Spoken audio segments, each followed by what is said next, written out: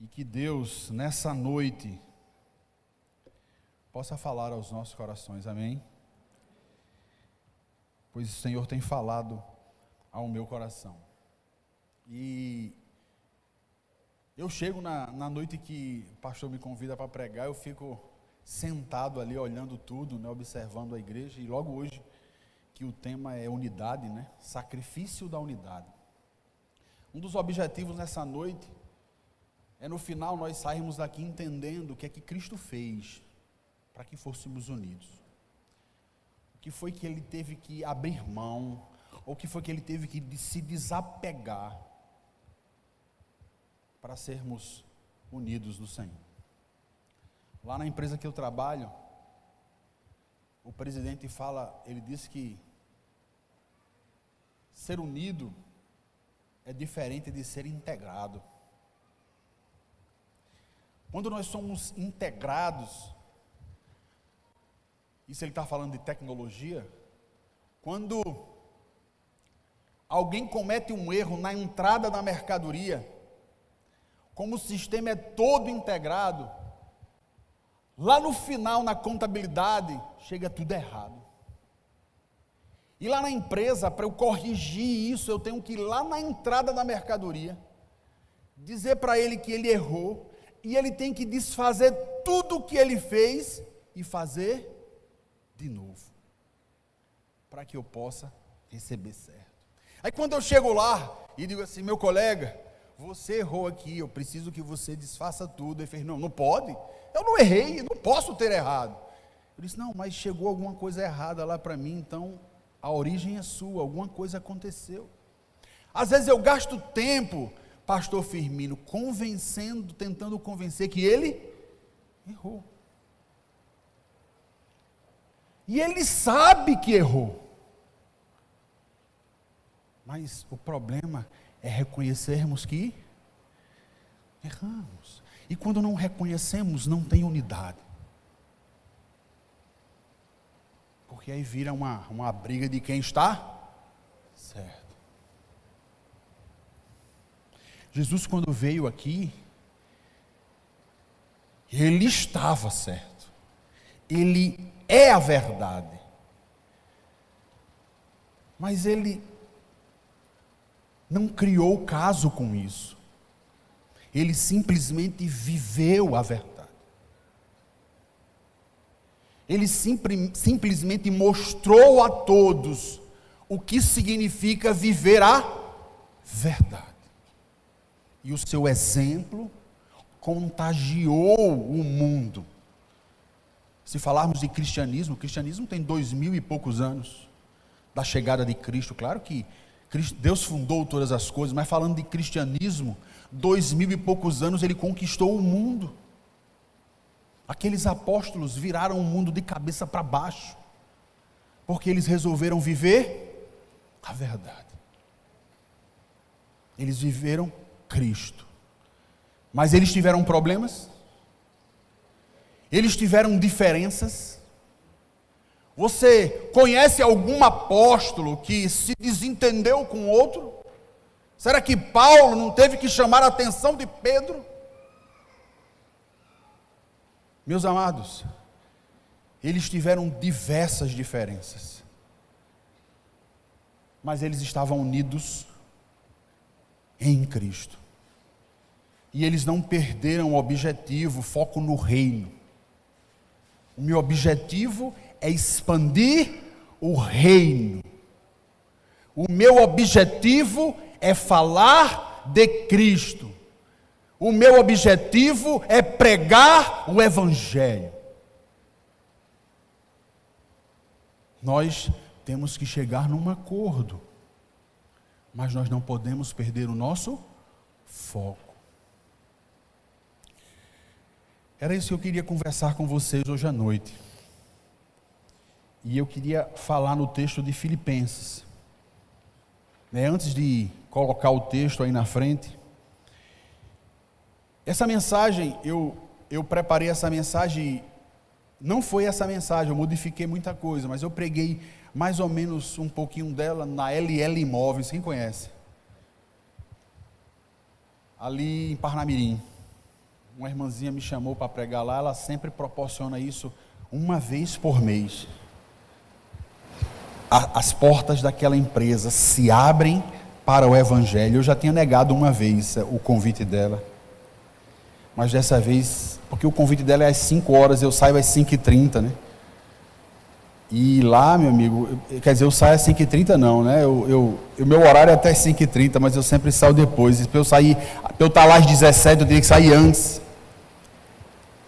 E eu disse, eu vou dizer um sim, porque eu quero ter a oportunidade de adentrar naquela empresa e não perder o meu foco, pregar o Evangelho. Mas, Senhor, eu tenho uma reunião às 16h30.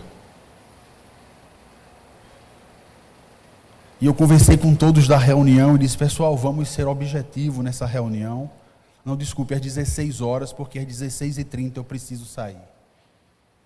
Mas eu caminhando para minha sala, no meu pensamento eu disse, o bom era que essa reunião fosse o quê? E ela foi o quê? Foi cancelada. Às 15h50 chegou o comunicado. A reunião das 16 horas foi cancelada. Nós teremos no próximo dia. Eu disse, oh, glória a Deus. Quando nós não perdemos o foco, Deus trabalha por nós. Mas quando nós perdemos o nosso foco, meus irmãos, nós mesmos nos afastamos de Deus. Nós nos afastamos da direção que Deus tem nos direcionado, nos conduzido. Nós nos perdemos, porque nós simplesmente perdemos o foco do reino. E nós muitas vezes estamos preocupados com aquilo que nos agrada, com a minha sugestão, com a minha opinião, com a minha forma de fazer. Isso acontece ou não nos PGMs? O facilitador solta uma ideia, mas a pessoa não é muito com aquele facilitador e ela já chega e já parece que coloca algo que destrói toda a ideia dele, ele tem que reconstruir tudo, e as coisas começam a minar dentro da nossa unidade, porque Satanás é especialista nisso. Ele sabe, se ele desmoronar a nossa unidade, nós enfraquecemos, nós nos dividimos. Mas nós não podemos esquecer que o inferno, as portas do inferno, não prevalecerão sobre a igreja do Senhor. Então, meus irmãos, nós precisamos olhar para Cristo, e essa noite eu quero que você saia daqui entendendo o que Cristo fez. Se o que Ele fez está distante daquilo que você está fazendo, eu peço a você que volte e faça o que Ele fez.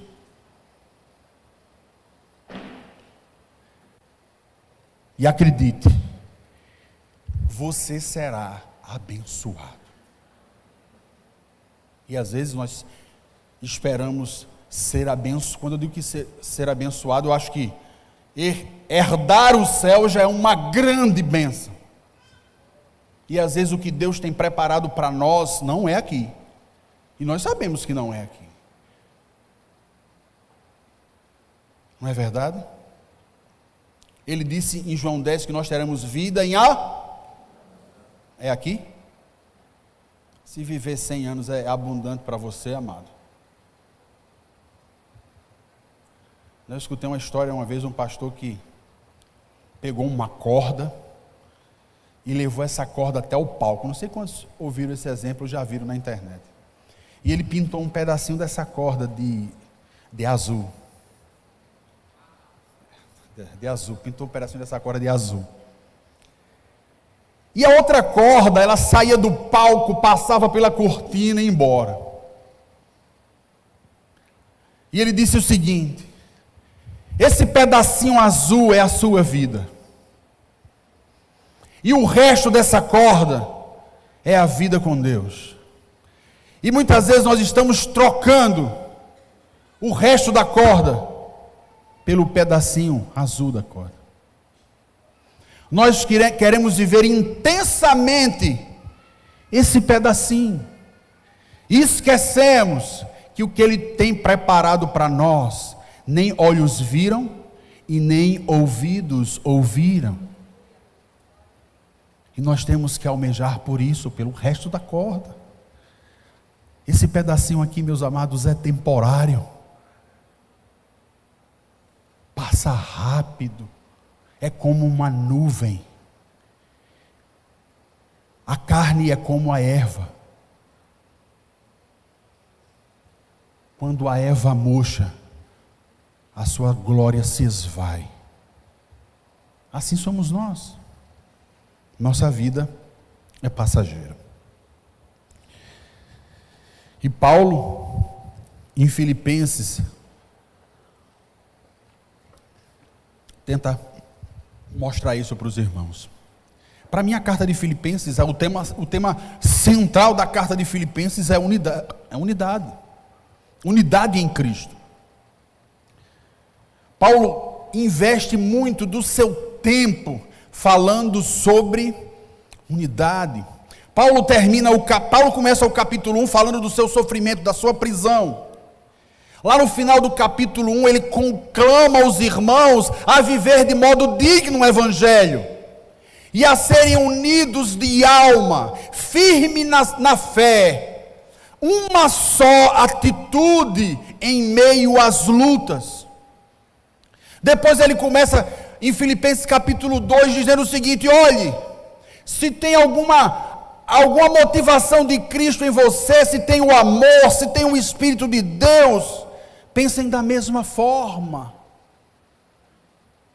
Não pense apenas nos seus interesses, mas pensa no interesse do teu irmão, considera o teu próximo superior a você. Tenha a mesma atitude de Cristo. Ele termina no versículo 5 e depois ele fala a atitude de Cristo.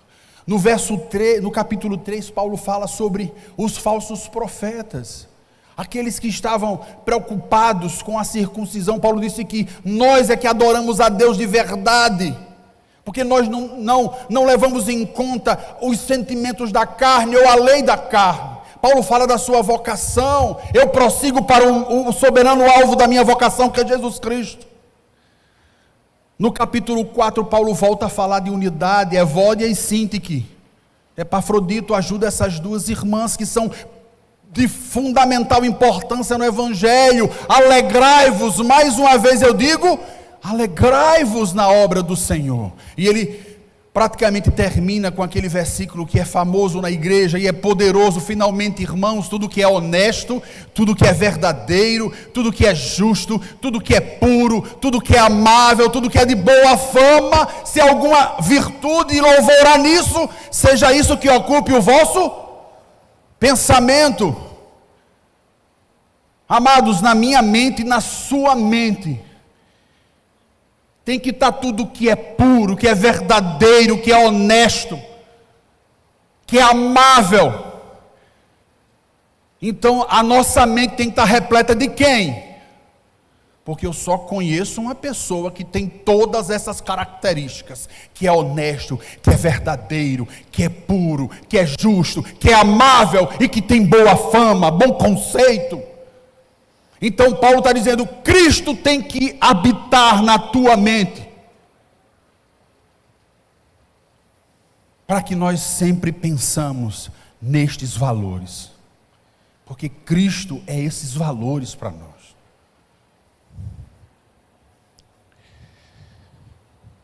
Paulo, quando escreve a carta, irmãos, para os filipenses, igreja que ele, numa das suas viagens, fundou ali na Macedônia, Paulo estava preso em Roma. Depois dali, foi a sua morte. Paulo, escrevendo para Filipenses: eu confio, amados, nas vossas orações, para que eu consiga a libertação. Mas eu entendo que Paulo não conseguiu ser solto nesse período, ele foi morto depois. Ele já estava em Roma preso e ali ele ficou até a sua morte. Mas a esperança dele nunca desanimou. E eu queria falar alguns princípios antes da gente chegar no tema unidade, que vai ser o último ponto que eu vou falar. Mas esse último ponto vai ser bem rápido. Eu queria falar um pouquinho de coisas que Paulo fez durante a escrita da sua carta e alguns objetivos da carta que que eu entendo, né, lendo a carta. Claro que se você ler a carta de Filipenses, você pode até encontrar um outro objetivo que você entenda que Paulo escreveu naquela carta. Mas na minha mente, Paulo escreveu essa carta e tinha alguns objetivos. Primeiro, ele foi grato aos irmãos de Filipos por terem enviado sustento para ele. E ele escreve agradecendo isso. E eu estava ali sentado, pensando. Depois eu vou ler o que o texto diz, mas eu vou até botar meu celular, que eu estou sem relógio. Eu tenho 2 relógios, eu deixei a pilha dos 2 acabarem. Você acredita? Controlava a hora aqui. Então, amados, eu estava ali sentado pensando sobre o que Paulo fez aqui. Para mim, gratidão é um princípio fundamental de unidade. Quando eu sou grato a tudo que vocês já fizeram por mim, eu confirmo o quanto eu sou unido em Cristo com vocês. Quem aqui já foi liderado do meu PGM? Podia ficar de pé? Não fique com vergonha não, eu conheço todos aqui. Quantos já estiveram comigo no PGM? Meus anfitriões estão aqui? Meus amados, tem mais gente. Tá bom que eu estou descobrindo quem faltou o culto hoje. Mas, meus irmãos, o quão grato eu sou a essa turma por tudo que eles me ensinaram, pela forma com que eles cuidaram de mim. Final do ano agora, minha esposa tinha um sonho, era ganhar uma mesa daquela que fecha, né? Não é verdade? Sabe aquela que fecha? E nós fomos presenteados com essa mesa. Meus irmãos, você precisa ver a alegria no rosto da minha esposa.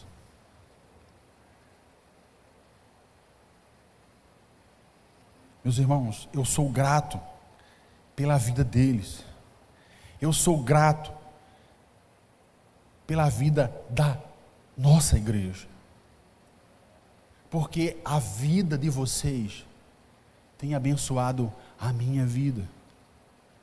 Isso é um princípio fundamental de unidade, gratidão. E quando Paulo escreve aos Filipenses, capítulo 4, do verso 10 ao verso 18, Paulo registra a sua gratidão, e Paulo diz assim, fiquei muito alegre no Senhor, porque agora, uma vez mais, renasceu o cuidado que vocês têm por mim. Na verdade, vocês já tinham esse cuidado antes, só que lhes faltava oportunidade. Digo isto não porque estava necessitado, porque aprendi a viver contente em toda e qualquer situação. Sei o que é passar necessidade, sei também o que é ter em abundância, aprendi o segredo de toda e qualquer circunstância, tanto de estar alimentado como de ter fome, tanto de ter em abundância como de passar necessidade. Aí, dentro desse contexto, ele diz o seguinte: tudo posso naquele que me fortalece. No entanto, vocês fizeram bem, associando-se comigo nas aflições. E como vocês, filipenses, sabem muito bem, no início da pregação do Evangelho, quando parti da Macedônia, nenhuma igreja se associou comigo nessa questão de dar e receber, exceto vocês somente. Porque até quando eu estava em Tessalônica, por mais de uma vez vocês mandaram bastante para as minhas necessidades. Não que eu esteja pedindo ajuda, pois o que realmente me interessa é o fruto que aumente o crédito na conta de vocês. Recebi tudo e tenho até de sobra. Estou suprido desde que Epafrodito me entregou o que vocês me mandaram, que é uma oferta de aroma agradável, um sacrifício que Deus aceita e que se agrada. Meu amado, ser grato é reconhecer que o que vocês fazem para conosco é sacrifício de aroma suave a Deus. Isso glorifica a Deus.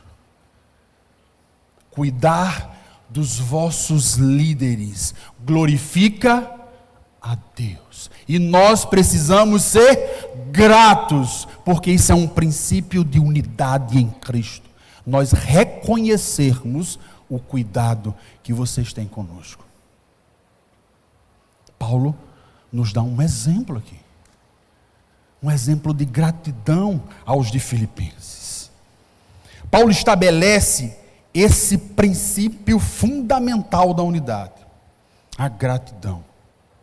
Paulo deixa claro no texto que mesmo se eles não tivessem enviado nada para ele, o Senhor já o tinha ensinado a viver em qualquer circunstância.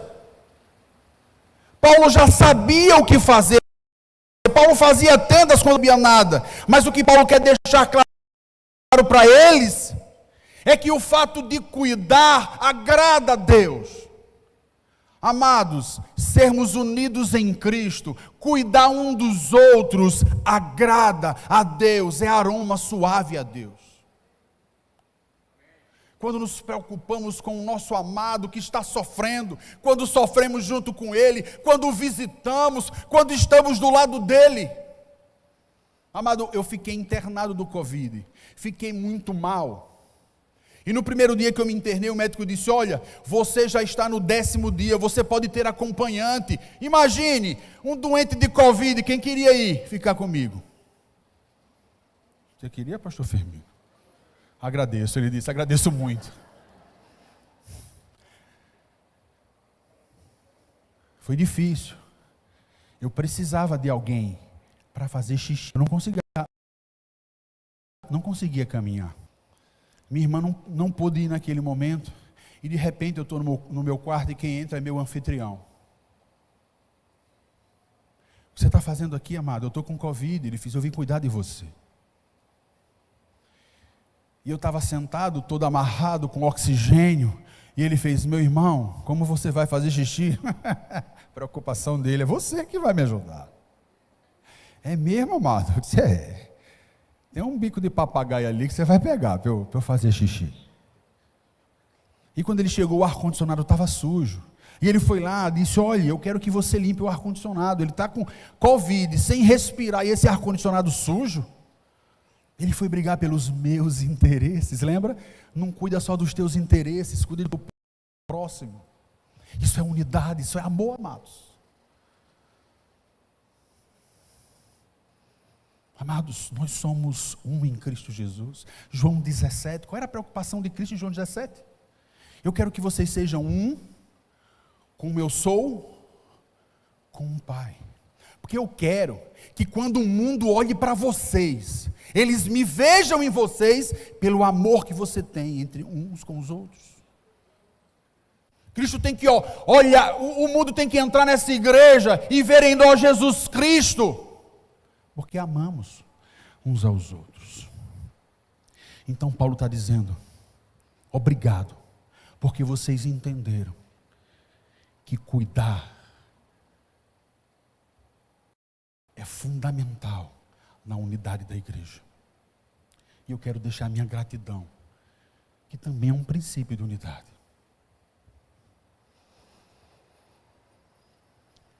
Tem uma festa que nós comemoramos aqui dia 17 de dezembro, não foi? A festa dos frutos. Nós estamos dizendo a vocês que se dispuseram, que se deixaram ser usados pelo Senhor. Nós, Igreja Batista Vida Nova, estamos dizendo para vocês obrigado. Não porque nós somos movidos por isso, mas porque gratidão, meus irmãos, é fundamental para fortalecer a nossa unidade. E dia 17 nós presenciamos aqui vários atos de gratidão. Não que os supervisores, os anfitriões, os facilitadores sejam movidos por isso, mas é porque é um princípio de unidade. É simplesmente dizendo assim, obrigado você que abriu a sua casa para fazer a obra de Deus. Obrigado a você que se dispôs durante toda a semana a separar um tempo para ministrar aos corações. Obrigado a vocês que frequentam PGM, que tiveram a disposição de compartilhar as suas dores uns com os outros e orar uns pelos outros e cuidar daquele irmão que estava precisando. Muito obrigado por isso. Amados, quanto temos sido gratos uns com os outros. Quanto temos reconhecido o cuidado que temos uns com os outros. E muitas vezes essa falta de gratidão tem nos afastado. Claro que muitas vezes por imaturidade, mas também, meus irmãos, porque não observamos um grande princípio da unidade. Obrigado. Seja grato a Deus, seja grato ao seu irmão, seja grato ao seu facilitador, seja grato ao seu pastor. Expresse isso do seu coração. Em nome de Jesus. Segundo motivo pelo qual Paulo escreve aos Filipenses.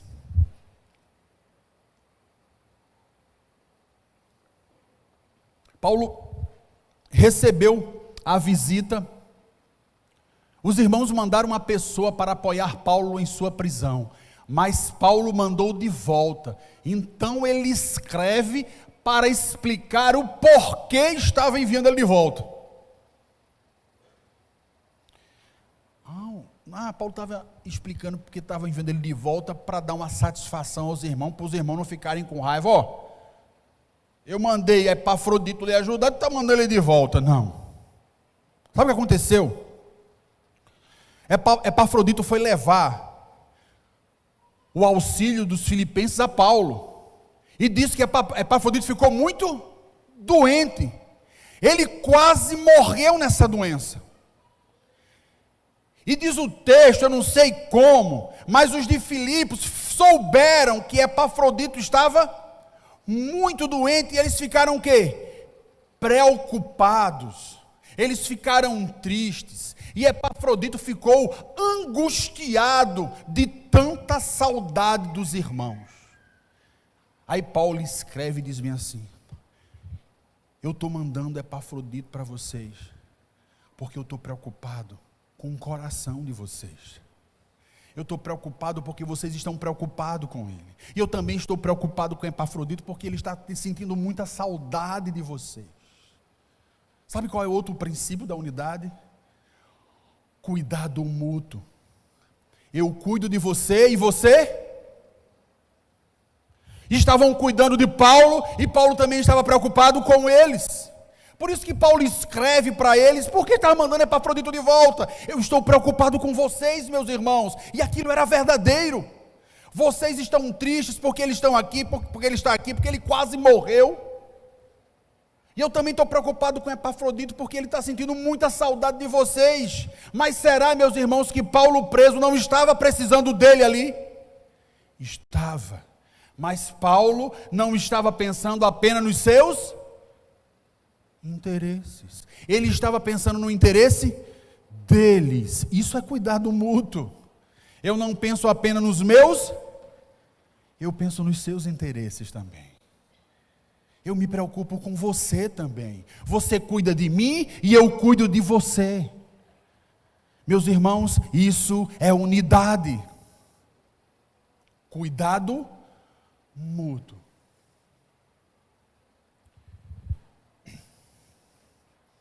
Amém? De vez em quando digam amém. Vocês estão entendendo? Amém? Então é isso. Eu botei o texto aí na tela, mas eu não estou lendo o texto, porque o horário está avançando, eu tenho algumas coisas para falar. Amados,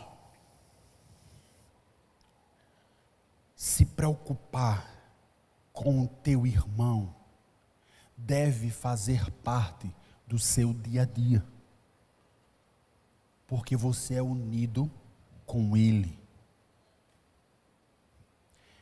Semana passada, demoraram a me dar essa notícia, eu não estava sabendo. Né? Teve um irmão nosso aqui que foi, ele gosta de passear de moto aí, né, fazer tipo umas trilhas de moto, né, e parece que ele levou uma queda e teve uma pancada, foi para o hospital, medicaram ele voltou para casa, depois ele começou a sentir muitas dores, depois ele voltou para o hospital, ele estava com sangramento no rins e no baço, ele foi internado e ficou na dúvida, tira o baço, não tira o baço. Meus irmãos, essa notícia afligiu meu coração. E nós começamos a orar por ele. E a esperar notícias dele. Graças a Deus, ele está bem. Ele está bem. Mas, se você não se preocupa com o seu irmão,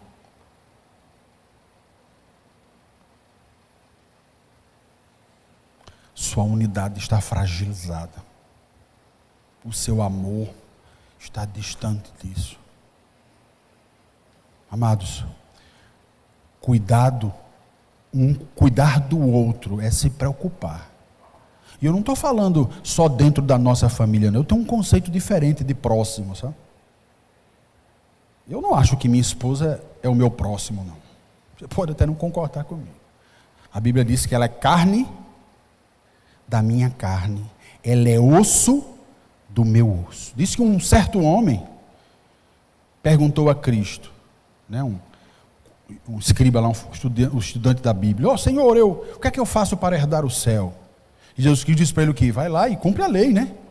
Você sabe qual é a lei? Eu sei, amar a Deus sobre todas as coisas e o teu próximo como a ti mesmo. Então Jesus Cristo disse para ele, vai lá e faz. Aí ele disse, não, eu acho que amar a Deus eu amo, mas Senhor, quem é meu próximo? Qual foi a resposta de Cristo? Seu próximo está na sua casa, é a sua esposa, é o seu filho, foi? Não. Ele contou uma parábola, ele contou a parábola do bom. Diz que um certo homem levou uma surra e ficou todo quebrado. Passou um sacerdote de longe e não fez nada, passou um levita e não fez nada, passou um bom samaritano, se compadeceu daquele homem que ele não conhecia. O meu próximo é de quem eu estou próximo. Se você ler o texto, ele diz que o bom samaritano esteve próximo dele. O meu próximo é aquele que eu decido estar próximo dele. Esse é o meu próximo. Esse é aquele que talvez você nem conheça ele direito, mas a afeição que Paulo fala em Filipenses capítulo 2, o sentimento de compaixão tomou conta do coração daquele bom samaritano. Aí Cristo pergunta, quem foi o próximo dele? Foi o bom samaritano. Foi quem se compadeceu dele. Foi quem teve afeição por aquele momento e cuidou dele. E deixou ele num hotel, pagou as diárias que ele achava que ele ficaria bom, e disse o seguinte, se ele não ficar bom nessas diárias, e ele precisar ficar mais tempo, quando eu voltar eu pago a diferença. Isso é unidade verdadeira. O que é que nós vivemos, amados?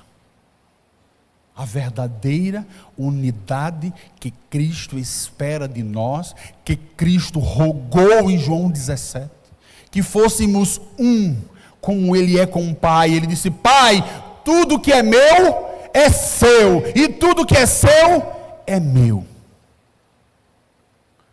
Tudo que é teu é meu? No que eu precisar, você está disposto a me ajudar? Eu tenho um irmão na antiga igreja que eu fazia parte, que o pessoal perguntava assim para ele, como é que você está? Aí ele disse, eu estou bem.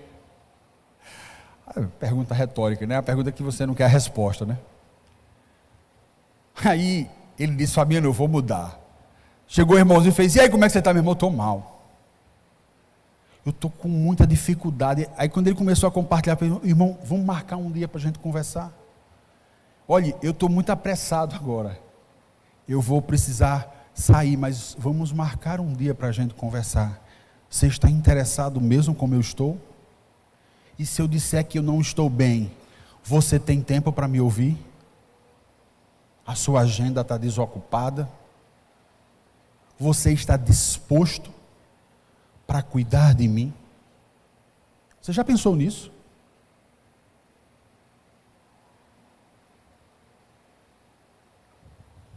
Meus irmãos, gratidão e cuidado mútuo. Outro objetivo de Paulo ter escrito aos Filipenses, tiveram vários, eu só separei 4 aqui e vou entrar na unidade, tá certo? O terceiro objetivo foi que Paulo resolveu compartilhar com os irmãos o que ele estava passando. Outro princípio da unidade: gratidão, cuidado mútuo e compartilhamento. É o que eu falei por último. Como você está? Está bem? Está bem mesmo? Nós precisamos nos preocupar. E quando nós nos preocupamos, nós temos ouvidos para escutar. E foi isso que Paulo fez. Paulo vivia com aquela igreja dos Filipenses uma unidade em Cristo. E ele escreveu uma carta, dizendo tudo que ele estava passando. Eu vou ler esse texto, está aí na tela. Diz assim, ó, é grandinho esse texto, mas eu não li os outros dois, né? Dá para ler esse. Quero ainda, irmãos, que saibam as coisas que me aconteceram. Tem até contribuído para o progresso do Evangelho. Eu quero que você escute como Paulo está compartilhando o problema dele, tá certo? Entendam como a forma que ele está compartilhando o problema dele. Olha, o compartilhar não pode virar uma murmuração. Às vezes a gente confunde compartilhamento com murmuração. O irmão lhe chama para reclamar. O irmão lhe chama para falar mal dos outros. Ou ele está lhe chamando para compartilhar as suas dores. Paulo estava dizendo o que aconteceu a ele foi sério. Mas ele disse que o que aconteceu a ele tem contribuído para o progresso da onde? Do Evangelho. Amado, eu estou compartilhando com você, mas isso tem contribuído para o progresso do Evangelho. Eu só quero abrir meu coração para você. Eu quero dizer para você o que eu estou passando aqui, eu preciso das vossas orações. De maneira que toda a guarda pretoriana e todos os demais sabem que eu estou preso por causa de Cristo. E os irmãos, em sua maioria, estimulados no Senhor por minhas algemas, ousam falar da palavra com mais coragem. Eu compartilho as minhas dores, mas cheios de esperança, naquele a qual estou seguindo.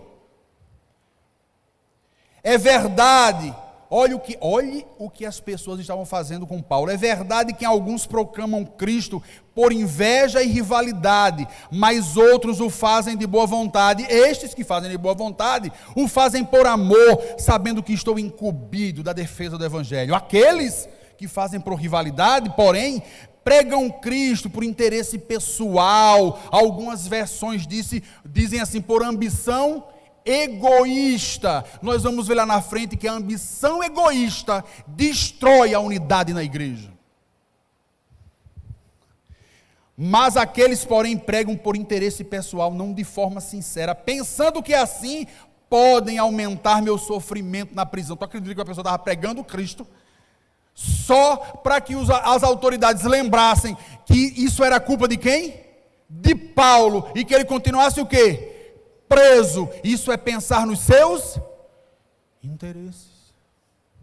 Não tem nada a ver com unidade.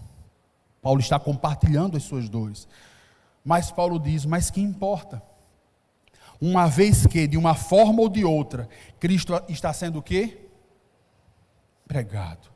Seja com fingimento, seja com sinceridade, também isto me deixa alegre. Sim, eu sempre me alegrarei. Meus irmãos, compartilhar é isso. É contar a minha dor para você, mas dizer que eu estou cheio de esperança. Meus amados, eu estou passando por um momento difícil, mas Deus está cuidando de mim.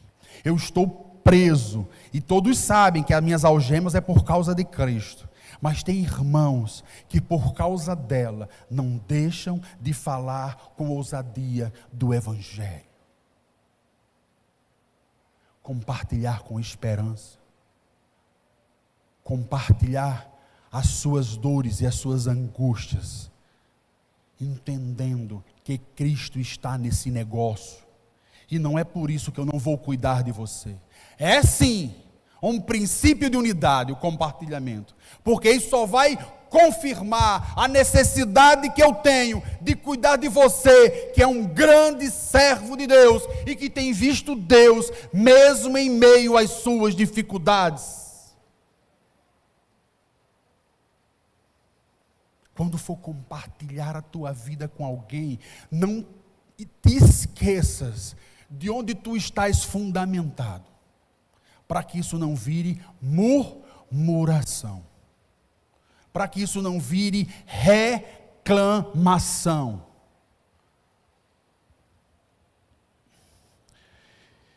Minha ardente expectativa e esperança é que em nada serei envergonhado, mas que com toda ousadia, como sempre, também agora, Cristo será engrandecido no meu corpo, quer eu viva ou quer eu morra, porque para mim o viver é Cristo e o morrer é lucro. Esse é o contexto. Paulo estava compartilhando as suas dores e dizendo que Cristo não deixaria ele se envergonhar, porque o viver para ele é Cristo e o morrer é estar com Cristo, que é lucro, é melhor ainda.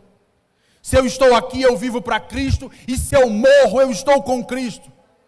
Quer vivamos, quer morramos, nós somos do Senhor. E foi esse texto de Romanos que alegrou o meu coração, quando eu estava hospitalizado. Deus me deu esse texto. Se eu vivo para o Senhor, eu vivo.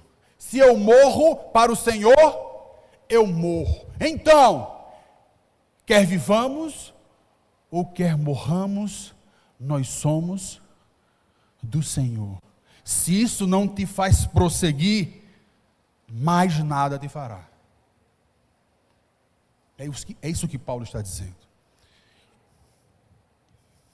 Entretanto, estou cercado pelos dois lados, tendo desejo de partir e estar com Cristo, que é incomparavelmente melhor. Mas por causa de vocês, é mais necessário que eu continue a viver. E convencido disto, estou certo que ficarei e permanecerei com todos vocês, para que progridam e tenham alegria na fé. Deste modo, vocês terão mais motivos para se gloriarem em Cristo Jesus por minha causa, pela minha presença de novo no meio de vocês. Cheio de esperança, ele achava que ia estar no meio dos filipenses de novo, mas nem foi para lá, né? Mas ele não perdeu a esperança. Você já perdeu a sua? Fé é o firme fundamento daquilo que eu não, e a certeza daquilo que eu espero. Eu não vejo nenhum dos dois. Nem Deus, nem aquilo que eu espero. Mas eu tenho certeza das duas coisas. Que Ele existe e que um dia eu o verei. Essa é a minha esperança. Essa é a sua esperança? Se essa é a sua esperança, sabe quando é que você vai desistir? Nunca. Agora, se essa não é a tua esperança, você vai desistir hoje.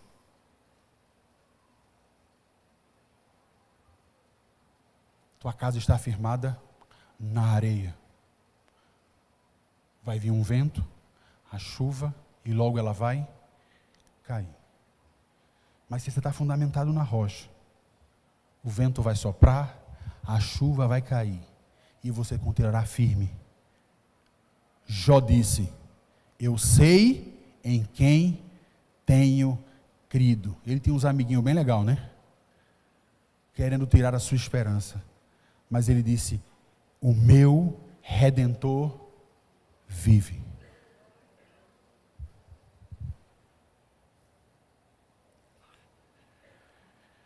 Compartilhamento, amados. Outro princípio da unidade. Eu estou falando de compartilhamento. Compartilhar com esperança.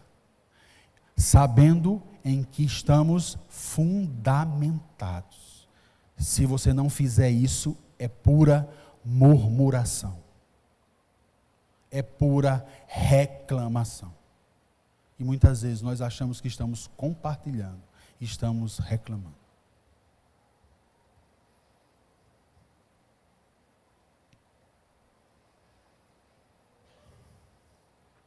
E aí nós chegamos no último ponto. Tudo que eu falei agora que Paulo teve o objetivo de falar em Filipenses, tudo que eu falei convergiu para a unidade, né? Lembra? O primeiro eu falei de gratidão. Lembra? Paulo expressou gratidão, isso é princípio de unidade. Se eu sou grato, isso confirma que somos unidos em Cristo. Não é verdade? Depois eu falei de cuidado mútuo. Paulo escreveu de volta para Filipenses, mandando Epafrodito de volta, não porque ele estava querendo dar satisfação, mas ele estava preocupado de verdade com os irmãos lá. Com o sofrimento dele, com o sofrimento de Epafrodito. O coitado foi ajudar Paulo, acabou quase morrendo, e estava lá ainda. O irmão estava lá assim, ó, depois de uma doença que quase o matou, mas ele estava talvez com vergonha de dizer assim: Paulo, eu preciso ir embora, eu estou cansado, eu estou exausto. Mas ele estava vendo o seu irmão preso, e ele estava olhando para a necessidade de Paulo. Ele precisa de mim, eu preciso deixar esse meu cansaço de lado, eu passei por uma doença forte agora, mas ele ficou ali. Mas Paulo também é um homem unido em Cristo e percebeu que mesmo tendo necessidade, ele olhou para a necessidade de Epafrodito e dos irmãos de Filipenses e o mandou de volta. Isso é cuidado mútuo. E depois Paulo compartilha com os irmãos a sua dor, mas compartilha com esperança, mostrando para eles aonde ele estava fundamentado. E aí eu volto lá para o capítulo 2, e eu queria falar para vocês sobre unidade, e eu queria ler o texto todinho que está na tela aí. Isso. Se por estarmos em Cristo, nós temos alguma motivação, alguma exortação de amor, alguma comunhão no Espírito, alguma profunda afeição e compaixão, Paulo diz: completem a minha alegria, tendo o mesmo modo de pensar, o mesmo amor, um só Espírito e uma só atitude. Não façam por ambição egoísta ou por vaidade, mas humildemente considere os outros superiores a si mesmo.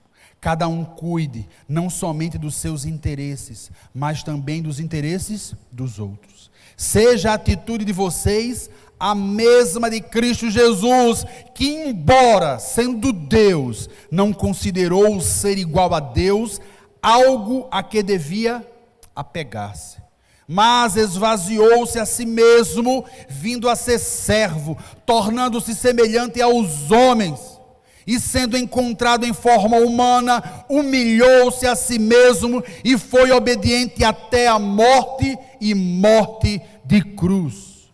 Por isso Deus o exaltou à mais alta posição, e lhe deu o nome que está acima de todo nome, para que ao nome de Jesus se dobre todo o joelho no céu, na terra e debaixo da terra, e toda língua confesse que Jesus Cristo é o Senhor, para a glória de Deus Pai.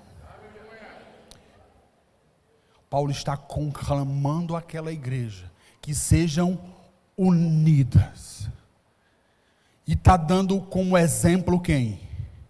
A atitude de Cristo.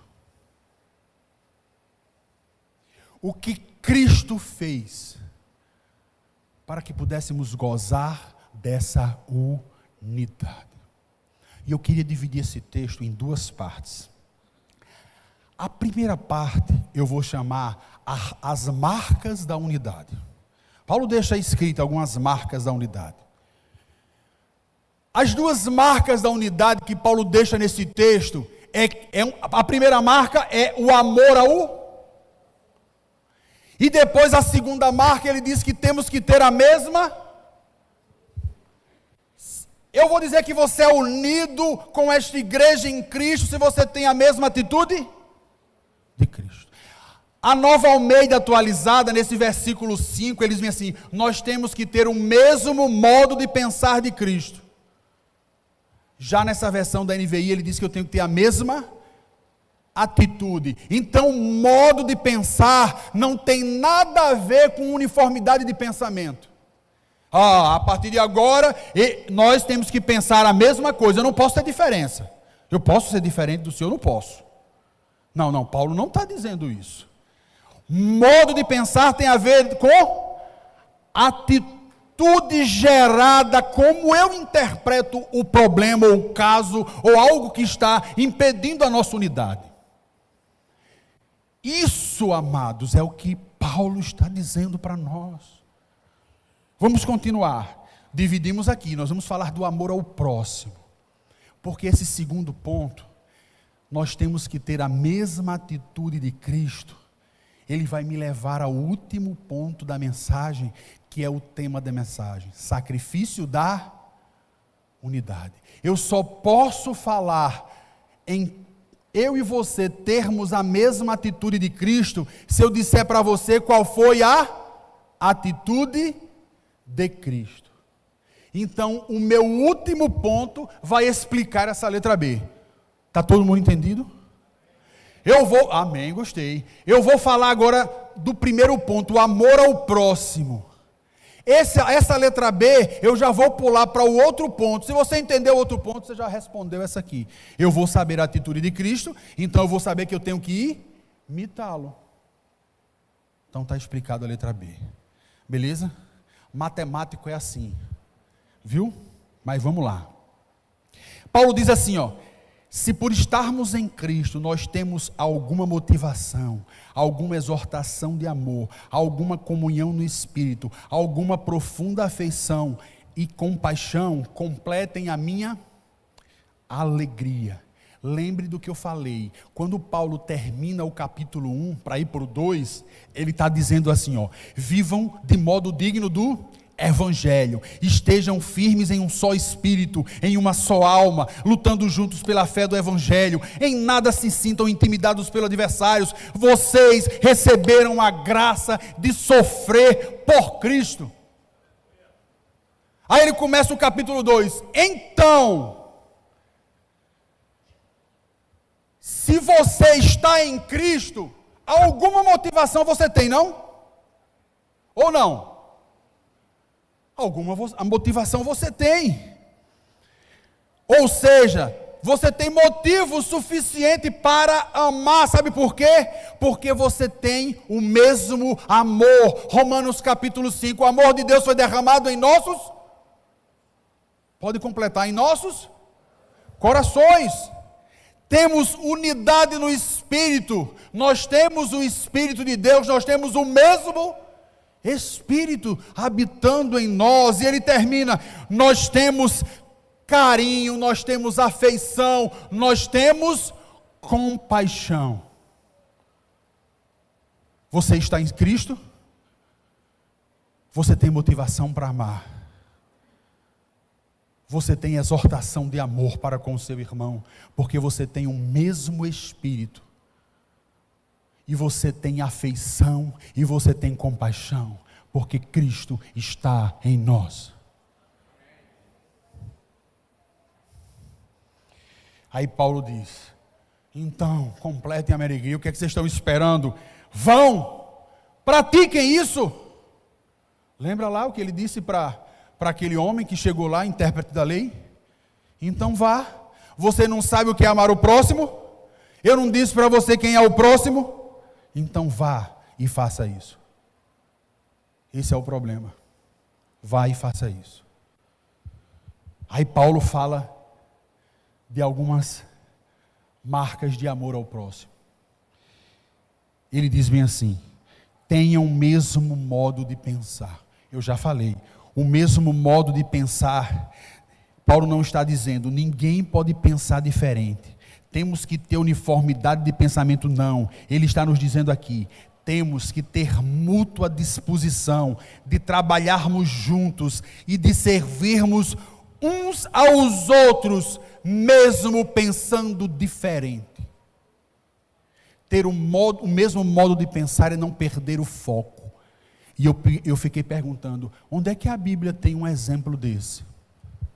Aí o Espírito Santo ficou me dando enigmas. Quem escreveu Filipenses? Paulo. Quem foi atrás de Paulo quando ele se converteu? Quem sabe? Barnabé, não foi? Paulo e Barnabé teve alguma divergência de pensamento? Teve ou não, meus irmãos? Teve.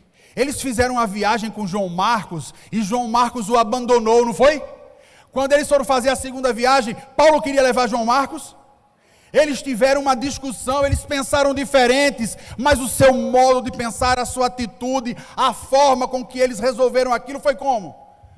Eu vou com João Marcos, eu vou com Silas, mas eles não perderam o foco, eles foram evangelizar, pregar o evangelho, amados. Nós vamos pensar diferente, porque nós não podemos perder o objetivo. É aquilo para que Deus nos chamou. Marcos 16:15 não pode deixar de fazer sentido para mim e para você, ir por todo mundo e pregar o evangelho. Mas agora eu tive uma divergência com um irmão na igreja e agora eu vou dizer o seguinte: Deus, eu estou fora, o teu ID não me serve mais, porque eu estou pensando diferente. Não, amados, nós precisamos estar em harmonia, mesmo pensando diferente. Nós não podemos perder o alvo. E o nosso alvo, a nossa missão é falar de Cristo. A nossa missão é expandir o reino. Sempre vai haver divergências e pensamentos diferentes. Mas nós convergimos para o mesmo alvo, para o mesmo objetivo. Falar de Cristo é um prazer para mim. Né? A música de Sidney ali, ó.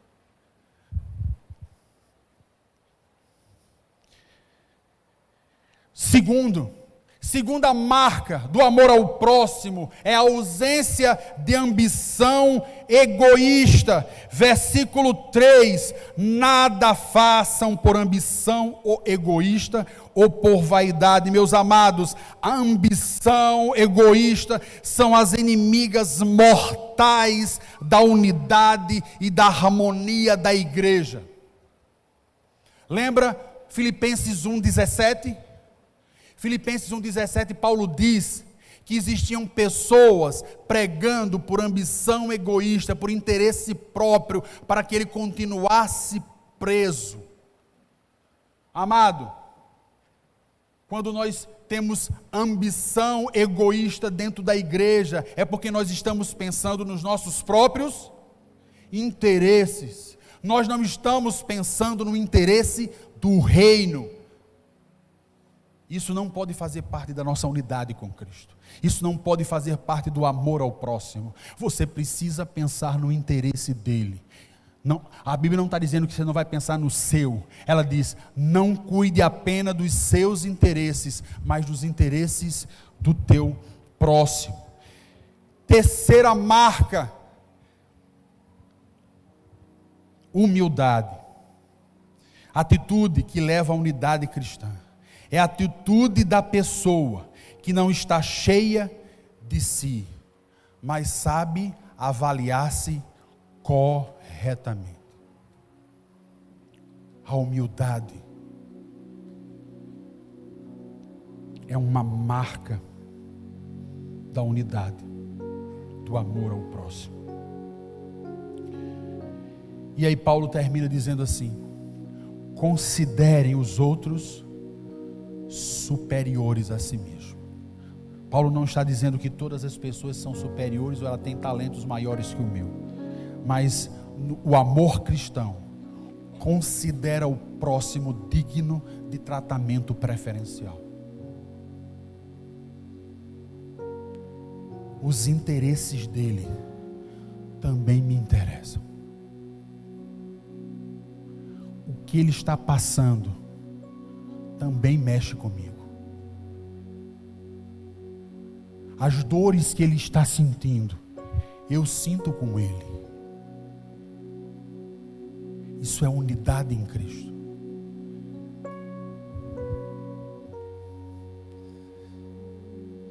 E aí, temos que ter a mesma atitude de Cristo. E aí eu quero falar sobre a atitude de Cristo agora.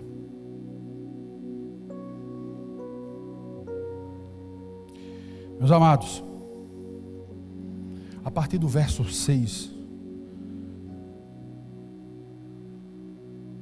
Paulo expressa tudo o que Cristo fez para que fôssemos um.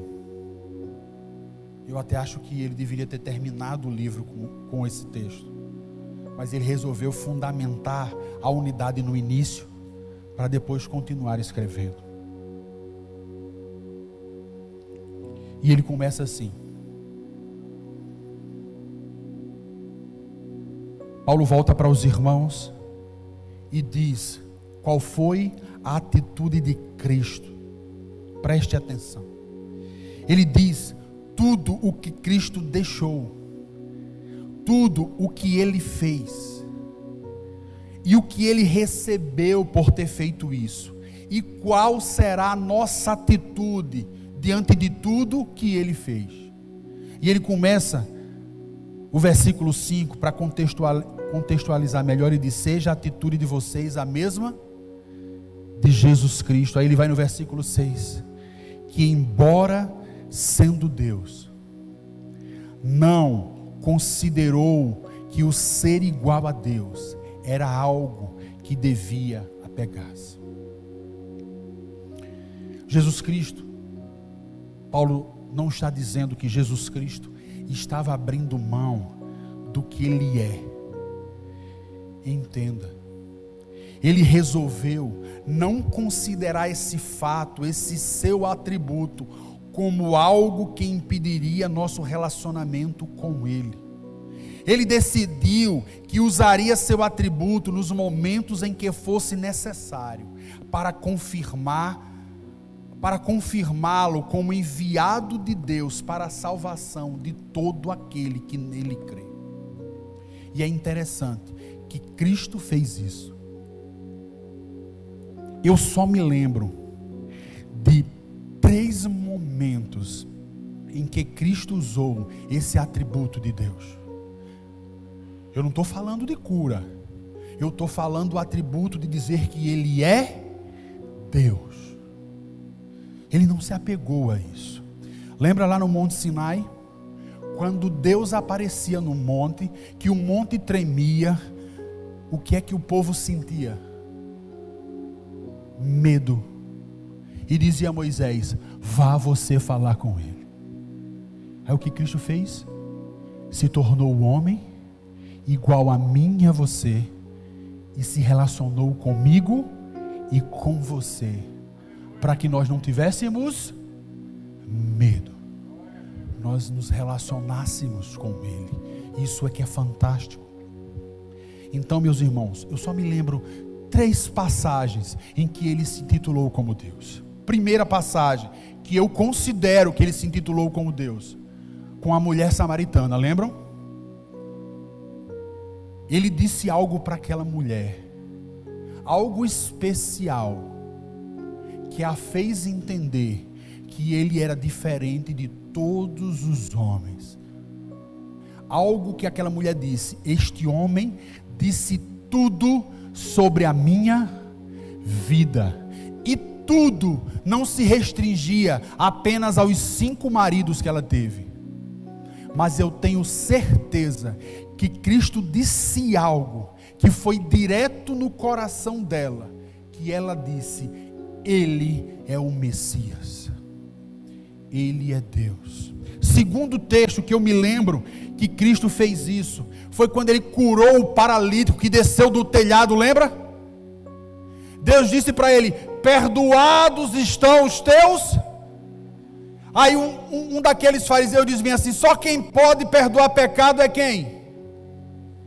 E ele disse: é mais fácil perdoar pecado ou dizer a esse teu paralítico: levanta-te e anda. Então, para que você saiba que eu tenho o poder de perdoar pecado, ele disse ao paralítico: levanta-te. Ele estava dizendo o que naquele momento? Eu sou Deus. Se é só Deus que pode perdoar pecado, eu acabei de perdoar o pecado dele, então eu sou Deus. O terceiro momento em que Cristo disse que ele era Deus, que eu me lembro, foi em João capítulo 8, quando ele estava falando: se eu vos libertar, verdadeiramente sereis livre. E o povo disse: nós não somos presos, nós não somos escravos.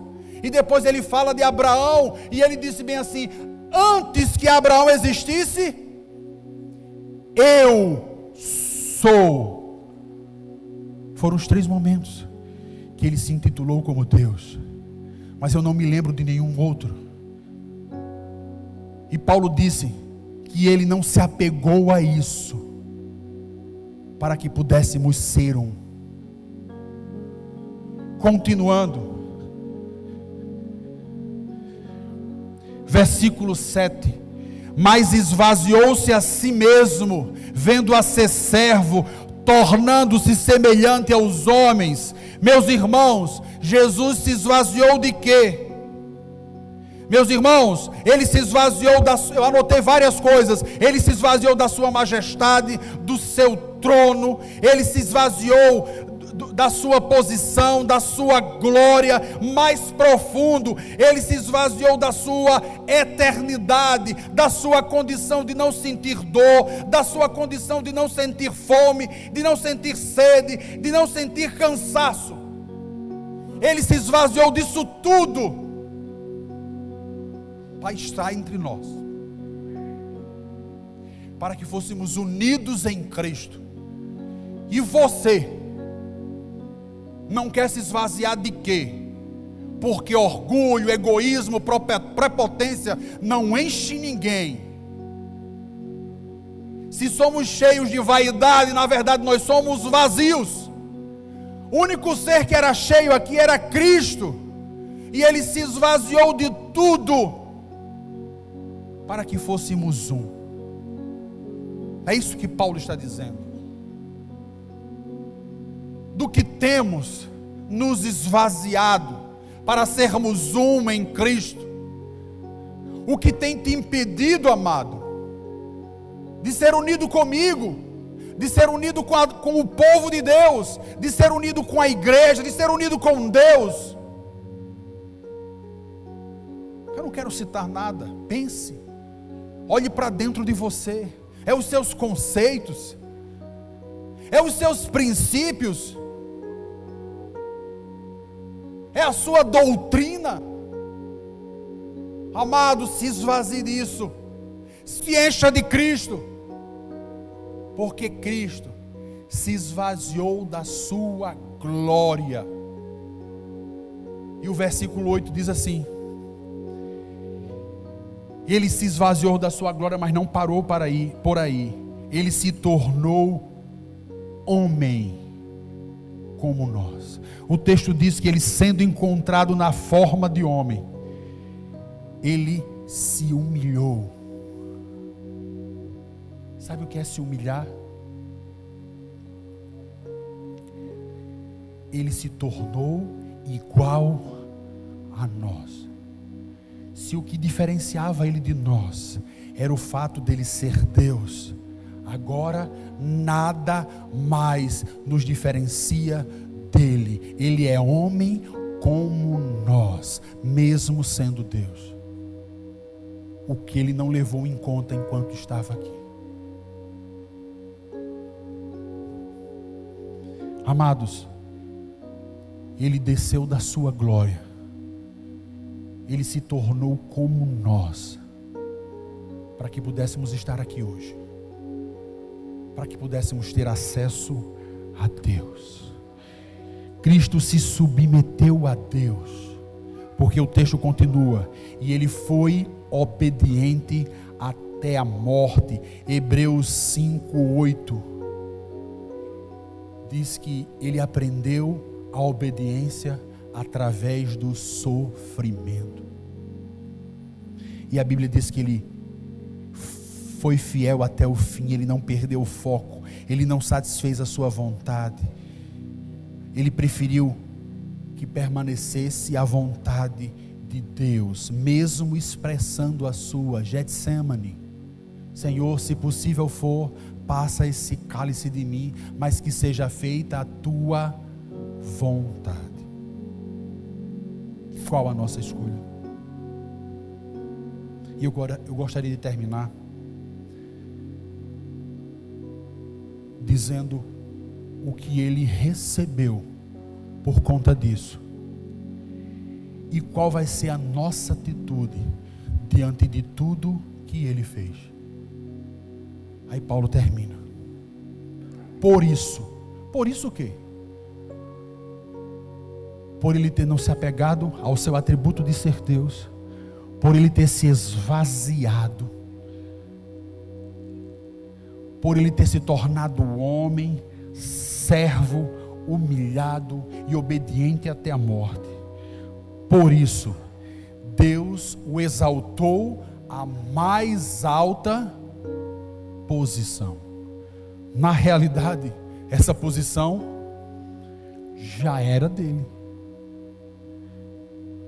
João 1, no princípio era o Verbo, e o Verbo era Deus, e o Verbo estava, versículo 14, e o Verbo se fez.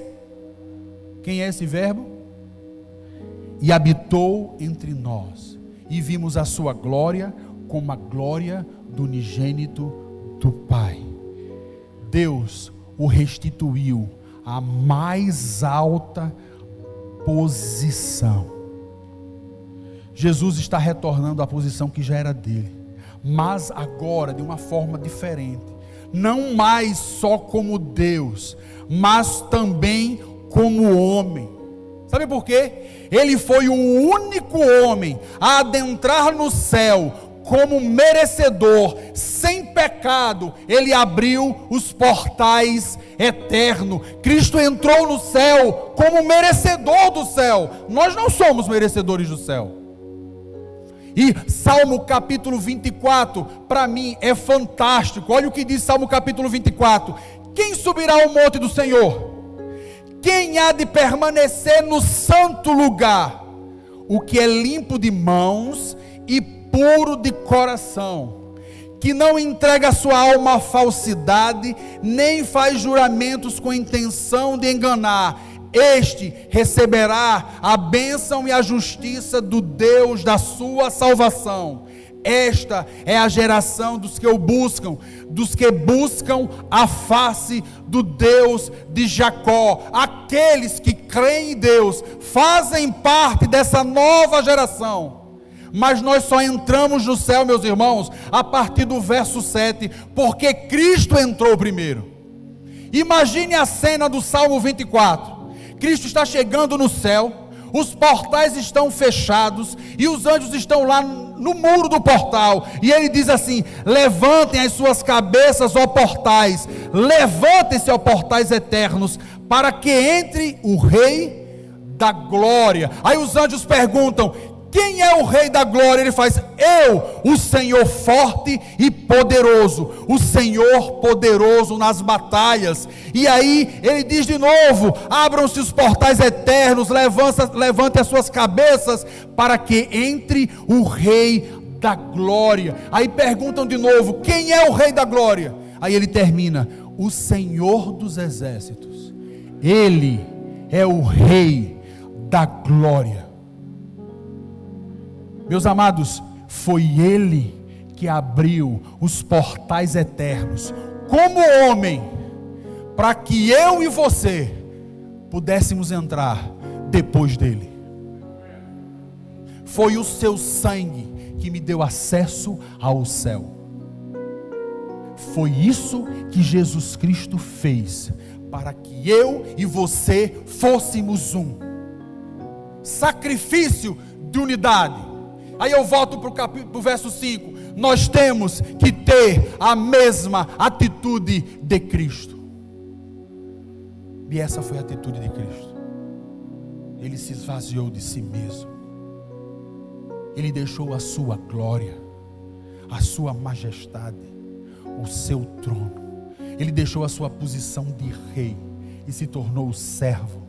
Ele se tornou homem, igual a nós, para que fosse exemplo, para que morresse na cruz, para que derramasse o seu sangue na cruz, e para que abrisse os portais eternos, e a partir de agora, me desse acesso a Deus, me desse acesso aos céus, e eu pudesse adentrar. Sabe por quê? Porque agora os portais estão abertos.